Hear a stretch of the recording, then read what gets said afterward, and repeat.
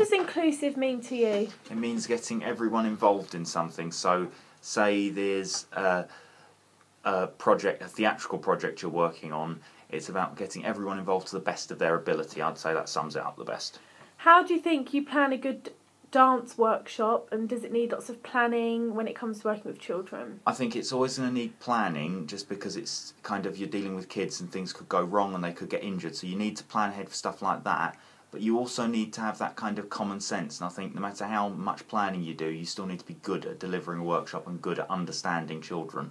So taking the planning away in terms of health and safety side, do you think sessions working with children when everything is very structured and you just follow what you have written down on the paper is better than having it more flexible to be like, well, if it goes off into a different place or subject, we can do that? Or do you think it should be set and the people delivering should only stick to certain things? No, because I think anyone who's going to follow a piece of paper exactly shouldn't be delivering a workshop to children. I think they need to have that ability to adapt and think, oh, hang on a minute, this kid's good at this, but they're not good at the other thing. Let's try and bring them out of their shell by giving them this little bit to do, or let's try and include that person because they can't do that like them in this way, and change that a little. I think that's what mainly needs to be. So do you think people, when delivering to children, need to have that thing of being able to think on the spot? Yes, definitely. I think if they can't think on the spot and change things, there's no point of them ever considering this kind of thing. And there's so many people who can't do that, and yet they still deliver to large groups of children. Okay.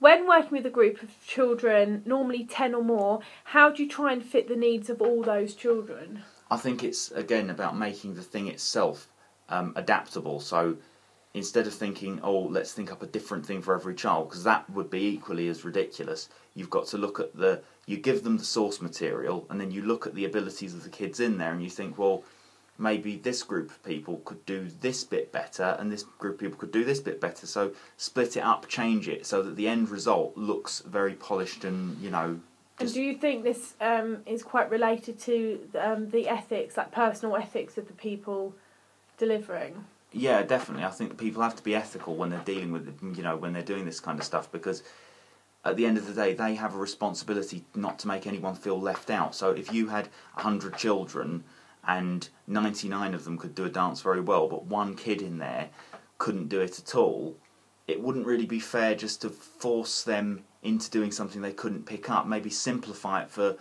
a group of children who can't do it quite as well, or make that kid do something different that's going to make him more confident and stand out in a way. So that's coming back to the inclusive side of it as well then, isn't it? Making it right for every individual. And when teaching performing arts or dance to children, what do you think makes it fun and will make the children want to then come back again? I think when you're teaching it to children, I think it's no good people expecting straight away a professional kind of, almost mindset, like they're all going to get in there and just suddenly think, right, okay, let's do this, let's stop talking. I think it needs to be fun. It needs to be, usually with kids, it's like an after-school thing, and they want to be there on a more of a social level rather than being screamed at and being told, no, you must do this now, you must do that. So I think you need to make it very accessible, very much something they can take home and they'll enjoy, and they'll think next week, oh yeah, it was fun to do the dance, and I also met all these great people and friends, And do you think there are any techniques or skills you need to try and get the best out of every individual? I think it goes back to what I was saying before. I think the skills people have got to really get stuff out of people are very natural, because I don't think always those kind of things can be taught. I think to a degree they can be unlocked in people, but there's a lot of people who will take groups of children and they are so useless at talking to them and useless at getting things out of them.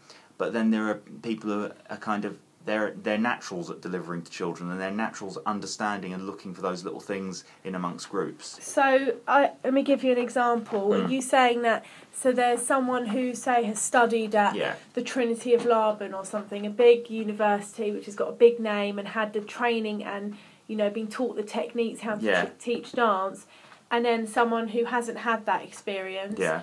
Are you saying, do you think the person who's had all those skills taught to them will always be better than the person who hasn't and just has a natural... No, of course not, because it doesn't matter what you're taught at the end of the day, unless you've got a common sense and a way of putting that into practice, you're never going to be as good as someone who's got that natural understanding of people. It's like, you know, someone could go off and study at Oxford and then come back, and they might be a genius on paper, but common sense, putting things together, you know, they might be completely useless. And yet you've got, you know, Dave the mechanic who can work out a situation and act on it much faster than Hugo from Eton. So it's a little bit like stage presence in a sense. Yeah, you can't need teach to have the it. presence. Yeah. Okay. Thank you very much. That's all right.